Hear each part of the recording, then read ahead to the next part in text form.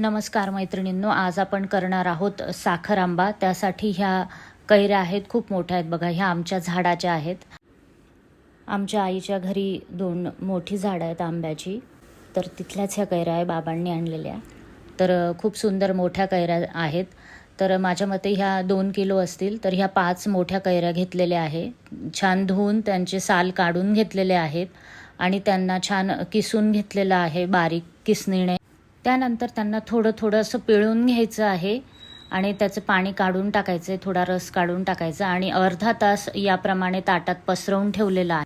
आता एक मोठी कढई घेतली आहे, त्याच्यात 2 मोठे चमचे तूप टाकत आहे आणि जो आपला किस आहे काढलेला तो आता भांड्यात काढून घेतलेला आहे आणि तो यात टाकत आहे। व्यवस्थित मोकळा करून घ्यायचा आहे, छान हलवून घ्यायचा आहे तुपामध्ये।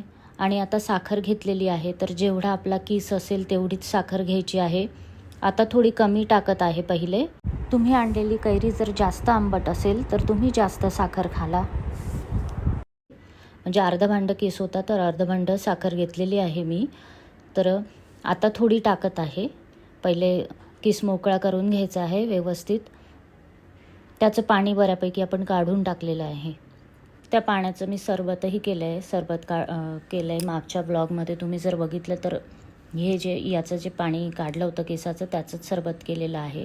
तर आता ही साखर टाकत आहे, ही कमी आहे कारण आपला किस जो आहे अर्ध भांडा आहे, त्याच्यापेक्षा थोडी कमी साखर मी आत्ता टाकत आहे, बाकीची मी नंतर टाकणार आहे।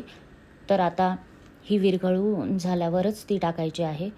छान विरघळलेली आहे, कलर पण छान आलेला आहे आणि आता ही उरलेली पण टाकून देणार आहे आणि ही पण छान विरघळून घेणार आहे। किस शिजला कसा समजायचा, तर तो ट्रान्सपरंट होतो आणि आपण जर हातात घेतला तर तो लगेच तुटतो। त्याचा एक जर तुम्ही घेतला पीस तर लगेच तुटतो, म्हणजे किस झालेला आहे आणि तो ट्रान्सपरंट होतो। तर याप्रमाणे व्यवस्थित शिजू द्यायचा आहे, हलवून घ्यायचा आहे आणि थोडासा घट्ट करायचा आहे, खूप पातळ नको आहे। साखरेमुळे ट्रान्सपरंट झालेला आहे, शिजलेला आहे। आता यात वेलची पावडर टाकली आहे 1 मोठा चमचा आणि 5-6 लवंग आहे त्या टाकलेल्या आहेत। याच्याने टेस्ट खूप सुंदर येते। आता मिक्स करून घेऊया आणि गार करत ठेवूया। गार झाल्यावरच बरणीत भरायचं आहे। तुम्ही यात केसरसुद्धा घालू शकता, त्याच्याने आणखी छान कलर येईल। तुम्हीही करून बघा, तुम्हालाही नक्कीच आवडेल। माझ्या रेसिपी रोज असतात। सबस्क्राईब करा, शेअर करा, कमेंट्स करा आणि तुम्हीही केल्यावर मला कळवा कसा झाला ते। तर आता बरणीत भरून घेतलेला आहे। थँक्यू।